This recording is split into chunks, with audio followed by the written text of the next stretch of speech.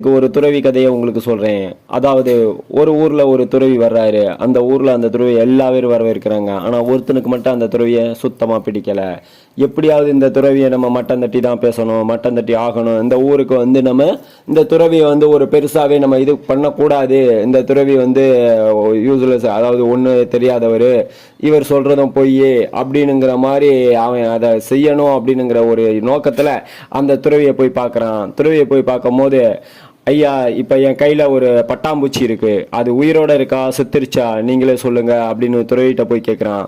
அந்த துறவி அதை பாக்குறாரு. பார்த்துட்டு இவன் நம்ம செத்துருச்சுன்னு சொன்னோம்னா அவன் பறக்க விட்டு உயிரோட கொண்டு வந்துடுவான். இதே உயிரோட இருக்குன்னு சொன்னோம்னா அவன் நசுக்கி சாவடிச்சிருவான். இப்ப இந்த இடத்துல நம்ம சூழ்நிலை கைதியா இருக்கோம், இவனுக்கு எந்த ஆன்சர் நம்ம பண்ண போறோம் அப்படின்னுங்கிற மாதிரி அவர் பயங்கரமா யோசிக்கிறாரு. அவர் பயங்கரமா யோசிச்சதுக்கு அப்புறம் ஒரு முடிவுக்கு அவன்கிட்ட சொல்றாரு, தம்பி, அந்த பூச்சி செத்து போறதும் உயிரோட இருக்கிறது அது உன் கையில தான் இருக்கு. நான் செத்து போயிடுச்சுன்னு சொன்னா நீ பறக்க விட்டு உயிரோட இருக்குன்னு சொல்லிடுவேன். இதே நான் உயிரோட இருக்குன்னு சொன்னா நீ செத்து போச்சு அப்படின்னு சொல்லி நசுக்கி கொன்னு என்கிட்ட காமிச்சிருவேன்.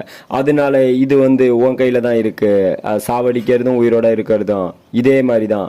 ஒரு காலகட்டத்துல யாருக்கா இருந்தாலும் சூழ்நிலை கைதியா இருக்கும் சமயத்துல ஒரு முடிவு எடுக்கணும்னா நாமும் இந்த மாதிரி சூழ்நிலை கைதியா இருக்கும் போது அதை சாதுரியமா நம்ம சமாளிக்கணும்.